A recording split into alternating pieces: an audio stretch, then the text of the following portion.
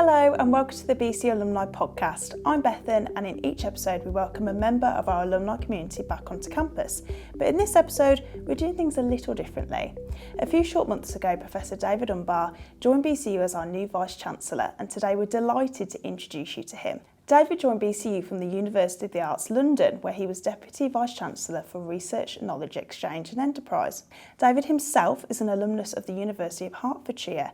He graduated in 1995 with a degree in Aerospace, Aeronautical and Astronautical Engineering. He then completed a PhD in Mechanical Engineering at Cranfield University in 1999. In this episode, we're going to be finding out all about David's plans for BCU and the city, as well as discovering more about his life and career so far and how he's getting on here in Birmingham. So welcome to the podcast, David. So can you tell me about the journey that you've been on then to become our Vice-Chancellor? Great. Firstly, thank you for inviting me. The journey, I suppose I spent my formative academic years at Cranfield University, and I spent about 14 years at Cranfield. I got my PhD there, my first lecturer job, senior lecturer and professor. And then I decided to move into academic management, and I left Cranfield to join London South Bank University as the Dean of Engineering. And after a few years, I kind of thought, well, time to do something else. So I got a Pro-Vice-Chancellor job at De Montfort University, and then moved on from there to London South, to University of the Arts London as a Deputy Vice-Chancellor, and ultimately to Birmingham City University as Vice-Chancellor. So let's go back to your time at university then. Oh gosh, okay. What were your initial steps then after graduating, and also what inspired you to kind of go down that academic route? Gosh, so best laid plans, never quite work out. So my days at university, I was pretty serious. I wanted to be an aerospace engineer. I wanted to build missiles and aircraft, spaceships, like most young men, boys want to do. And I finished my degree with a first class honours, but I couldn't get a job. I tried many places to get into the aerospace industry, and I spent 9 months after graduation washing cars. I can still remember the garage where I used to turn up early in the morning, and I could shine a car. I could make it shine. And I just couldn't get a job. And ultimately, I came across an advert to do a PhD at Cranfield University, which I just mentioned earlier. And I thought, well, nothing else to do. And I did a PhD there. Finished my PhD and I came top. I got an award for my thesis, and I was offered a job then and there. So I never set out to be an academic. But circumstances in life just has a way of leading us in a particular path.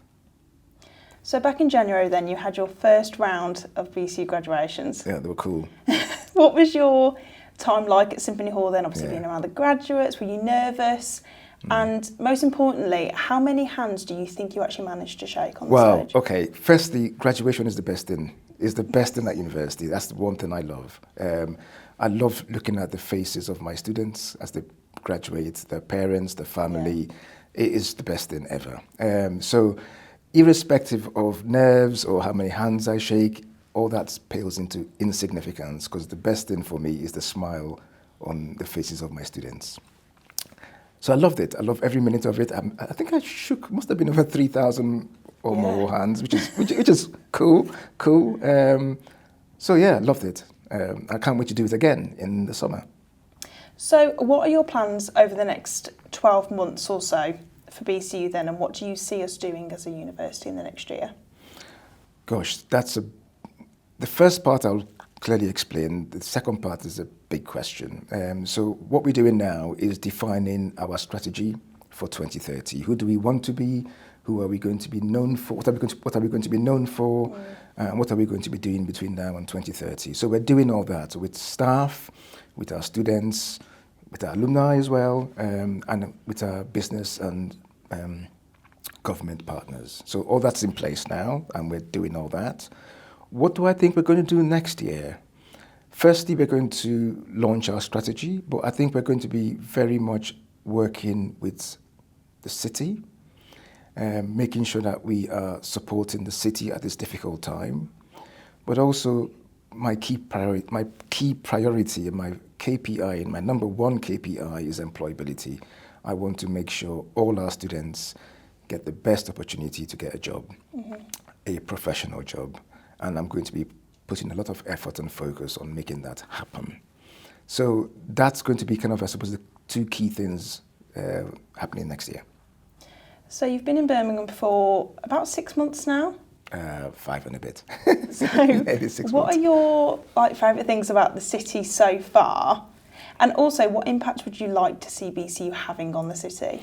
Good. The city is exceptionally dynamic. I love it. I love the energy, the vibe. It's just a brilliant place to be. I think we could do more in the city, but not just in the city, but in the regions around the city. I would like to see my students or staff engaging with schools and primary schools and secondary schools around the region.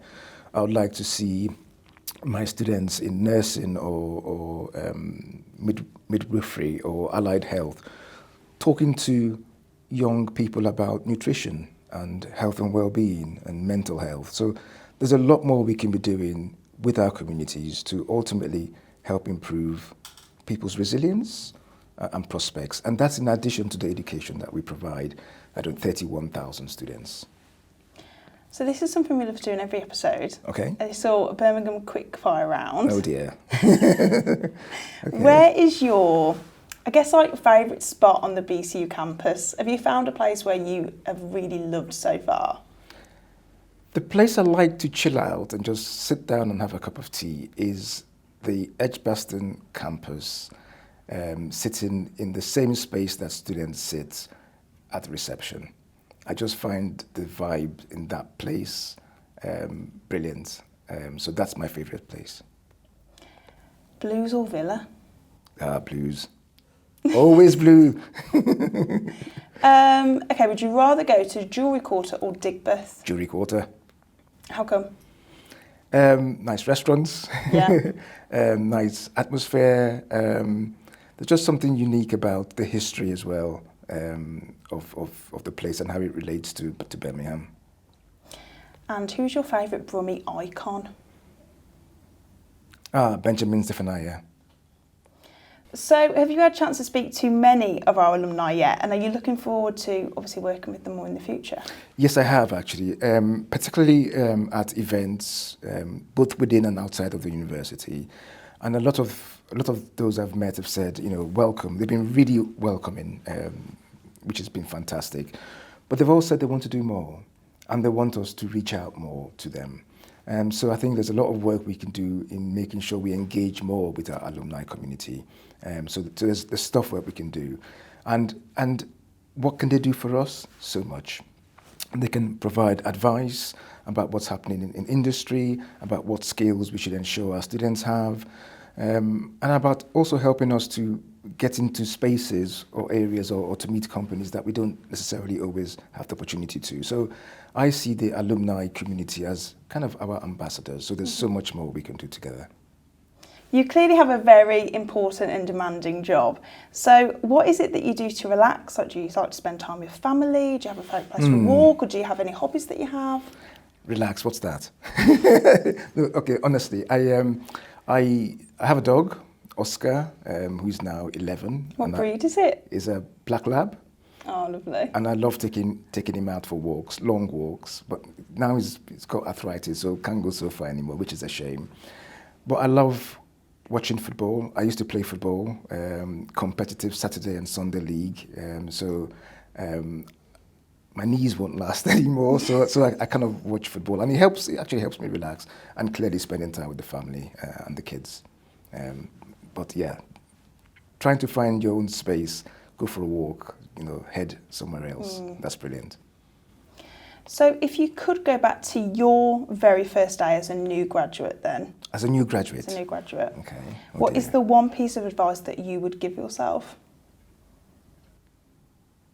I think I would say be bold, be confident, and be resilient.